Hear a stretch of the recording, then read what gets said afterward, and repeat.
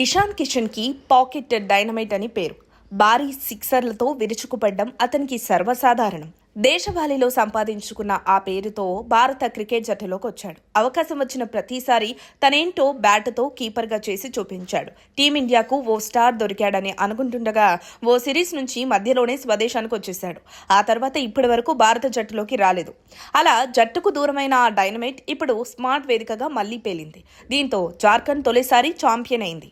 Indian cricket ను follow అయ్యే వాళ్లకు ఇషాన్ కిషన్ గురించి ప్రత్యేకంగా పరిచయం చేయనక్కర్లేదు. వైట్ బాల్ క్రికెట్ లో దూకుడుకి ఓ పర్యాయ పదం. ఓపెనర్ వచ్చి వీరవిహారం చేసేవాడు. అయితే ఇదంతా గతం. ఎందుకంటే భారత జట్టు ఎంపిక సమయంలో ఈ పేరు కొన్నాళ్లు ప్రస్తావనకు రాలేదు.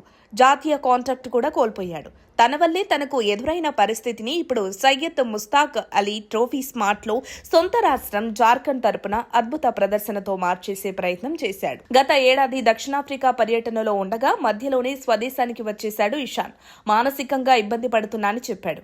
అయితే ఐపీఎల్ నేపథ్యంలో ప్రాక్టీస్ చేస్తూ కనిపించాడు. దీంతో అతని ప్రవర్తనపై బీసీసీఐ ఆగ్రహం వ్యక్తం చేసింది. జాతీయ జట్టులో లేనప్పుడు దేశవాళీ క్రికెట్ ఆడాల్సిందే అని తేల్చి చెప్పింది. అయినప్పటికీ ఇషాన్ తీరులో మార్పు రాలేదు. ఇది అతని జాతీయ జట్టు కాంట్రాక్ట్ ను తొలగింపునకు కారణమైంది.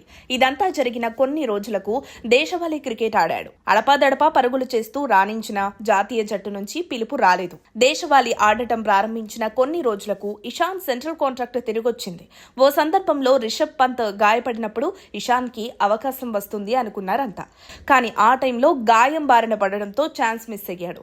ఇప్పుడు స్మార్ట్ లో 517 పరుగులు చేసి టాప్ బ్యాటర్ గా నిలిచాడు. ఫైనల్లో మెరుపు శతకం కూడా సాధించాడు. ఇక ఆటగాడిగానే కాదు, నాయకుడిగాను రాణించాడు. ఎలైట్ దశలో వరుసగా 7 మ్యాచ్ల్లో గెలిపించాడు. సూపర్ లీగ్ లో 3 గెలిచి ఫైనల్ కి తీసుకొచ్చాడు.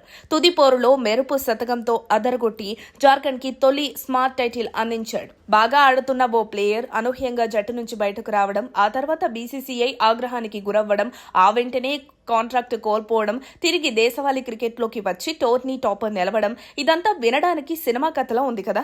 నిజమే. ఈ సినిమాలో హీరో ఇషాన్ కిషన్ మరి తిరిగి జాతీయ జట్టులోకి వచ్చి తిరిగి స్టార్ హీరో అవుతాడా? టీ20 ప్రపంచ కప్ 2026 జట్టులో స్థానం దక్కించుకుంటాడా? మరికొన్ని రోజుల్లో తేలిపోతుంది. మనం ఎలా అనుకున్నా చివరికి ఆ యూనివర్స్ ముందే అనుకున్నట్టు అంతా జరుగుతుంది.